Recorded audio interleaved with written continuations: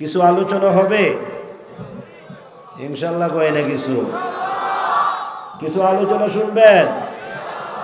আমি আর জীবনে এই মাদ্রাসায় আসি নাই।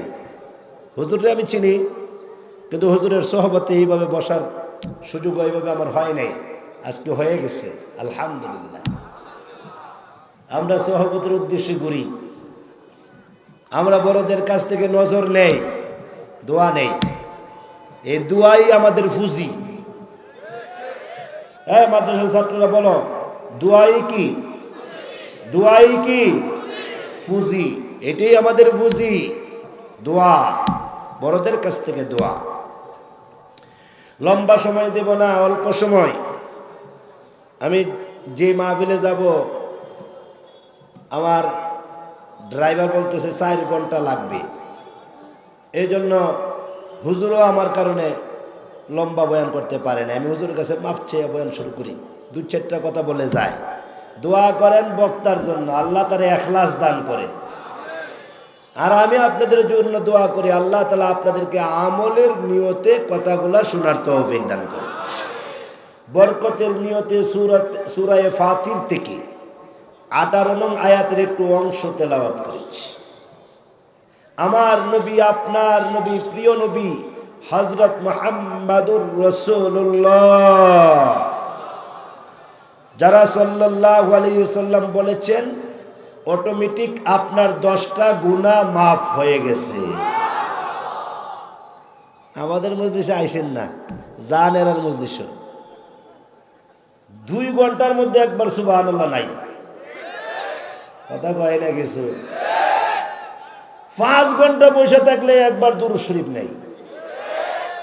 আমরার মজলিস ভালো লাগে না, তাদের মজলিসে আসি না, আল্লাহওয়ালাদের মজলিসে যাই না, বসি না। এজন্যই পেঁয়াজের দাম বাড়ে, আরো বাড়বো, কথা কয় না। দ্রব্যমূল্যের দাম কমে না বাড়ে? বাড়ে কেন? আল্লাহওয়ালাদের মজলিসে যান না কেন? বুজুর্গদের কাছে যান না কেন? যতদিন আল্লামা আহমদ শফি রহমাতুল্লাহের কাছে আসা যাওয়া করছেন ততদিন তো ভালোই ছিল, পেঁয়াজের দাম কমিয়েছিল, দ্রব্যমূল্যের দাম কমেছিল, কথা বুঝেননি? যখন এই সমস্ত আল্লাহওয়ালাদের কাছে আসা যাওয়া বন্ধ করে দিয়েছেন, দ্রব্যমূল্যের দাম বাড়েই বাড়ে, মানুষের দাম কমেই কমে। আল্লাহ আমাদেরকে হেদায়েত দান করে। যে বিষয়টা আমি আপনাদের সামনে তুলে ধরতে চাই, বিষয়টা হলো আমাদের একমাত্র লালনকর্তা, পালনকর্তা, শাসনকর্তা একমাত্র কে? আল্লাহ। এই কথাটা যারা বলে দেয় এরা পেরেশানিতে পড়ে। আর এই কথাটা যার স্মরণ আছে তার কোনো পেরেশানি নাই। বলবেন হুজুর কোরআনের আয়াত দিয়ে দলিল দিতে হইব, বক্কর সকর কথা শুনি না। ধরেন কোরআনের আয়াত, আল্লাহ পাক বলেন, বলবো আয়াত, ওমান ইয়াতাওয়াক্কাল আলাল্লাহ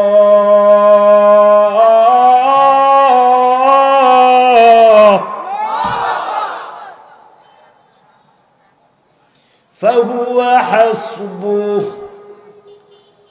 আল্লাহ রাব্বুল আলামিন বলেন, যে বা যারা একমাত্র আল্লাহর উপরে ভরসা করে, যে বা যারা একমাত্র আমি আল্লাহর উপরে ভরসা করে, ওয়াদা দিলাম রে বান্দা আমি আল্লাহ তার জন্য যথেষ্ট হয়ে যায়। আমি যথেষ্ট, তার জন্য কোনো রাষ্ট্রপতির দরকার নাই, তার জন্য কোনো নেতা নেত্রীর দরকার নাই। তার রাষ্ট্রপতি, তার নেতা, তার লিডার, তার গার্ডিয়ান ডাইরেক্ট আমি আল্লাহ হয়ে যাই। এই কথাটা বলার জন্য সব নবীরা পৃথিবীতে এসেছেন। এই কথাটা বলার জন্য সব রসুল, সব পয়গম্বরগণ পৃথিবীতে এসেছেন। সব নবীরা এসে এই কথা বলেছেন, আল্লাহ রব, আল্লাহ সব, আল্লাহ খালিক, আল্লাহ মালিক, আল্লাহ রাজিক, আল্লাহ খাওয়ায়, আল্লাহ পড়ায়, আল্লাহ চালায়, দেখনেওয়ালা আল্লাহ, শুননেওয়ালা আল্লাহ। 7 সমুদ্র 13 নদীর পারে একটা পিপিলিকা হাঁটে, এই পিপিলিকার হাঁটার আওয়াজটাও মহান আল্লাহ শুনতে পাই। বাংলাদেশে কতগুলা পিপিলিকা আছে আমাদের প্রাইম মিনিস্টার জানে না। বাংলাদেশে কতগুলা সাপ আছে আমাদের প্রধানমন্ত্রী জানে না। বাংলাদেশে কতগুলা বিচ্ছু আছে আমাদের প্রধানমন্ত্রী জানে না, কোনো এমপি জানে না, কোনো মন্ত্রী জানে না। যিনি জানে ওনার নাম কি? আঙ্গুল দিয়া বলো নাম কি? আরেকটু জোরে বলো না নাম কি? আরো প্রেম নিয়া বলো না নাম কি? আল্লাহ। যা কিছু দেখো আর না দেখো সব মাখলুক, যা কিছু দেখো আর না দেখো সব মাখলুক। মাখলুক কিছুই করতে পারে না আল্লাহর হুকুম ছাড়া। মাখলুক কিছুই করতে পারে না কার হুকুম ছাড়া? হে আঙ্গুল দিয়া কন, কার হুকুম ছাড়া? কার হুকুম ছাড়া? আল্লাহর হুকুম ছাড়া মাখলুক কিছুই করতে পারে না। আল্লাহ সবই করতে পারে মাখলুক ছাড়া। এই কথাটা বলার জন্য সব নবীগণ আগমন করেছেন।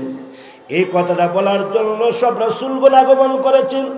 এই কথাটা বলার জন্য সব পয়গম্বরগণ আগমন করেছেন। নবীরা আয়েশা মানুষের ময়দানে মেহনত করেছেন, মুশাক্কাত করেছেন। ভালো করে শুনে রাখুন, এই পৃথিবীতে যত মাখলুকাত আছে, আমাদের দেশে একটা কথা আছে 18,000 মাখলুকাত। আল্লামা ইবনে কাসির রহমাতুল্লাহ আলাইহি লেখেন, না 18,000 মাখলুকাত নয়,